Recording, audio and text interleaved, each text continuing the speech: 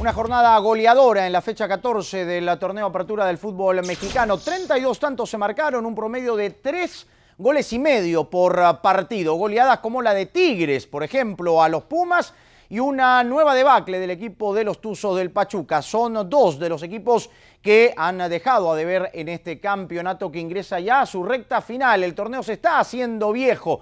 Quedan apenas 3 jornadas más, 3 partidos pendientes que se llevarán a cabo esta semana que viene, martes y jueves respectivamente, y el próximo 7 de noviembre para los Rayados de Monterrey. En el caso del conjunto del Guadalajara, una derrota que llega en un mal momento porque había ligado 2 victorias consecutivas, venía de empatar en calidad de local frente a los Jaguares de Chiapas, y a una semana nada más del clásico tapatío pierde por 3-1 frente a los Potros de Hierro del Atlante de manera contundente, todavía con muchas bajas, a pesar que reapareció Luis Ernesto Pérez. Y en el caso de León, que tendremos en nuestra pantalla este próximo viernes frente a los Jaguares de Chiapas, el equipo de Gustavo Matosas perdió, es cierto, pero mantiene el tercer lugar a la expectativa en esta recta final del campeonato, jugando bien al fútbol, y eso es lo más importante dentro del equipo de La Fiera, que va a recibir a Jaguares este próximo viernes. Por lo demás, Toluca y Xolos en lo más alto de la tabla, dos de los equipos que son los grandes candidatos. Un Toluca que de la mano de Enrique Mesa y con los goles del panameño Luis Tejada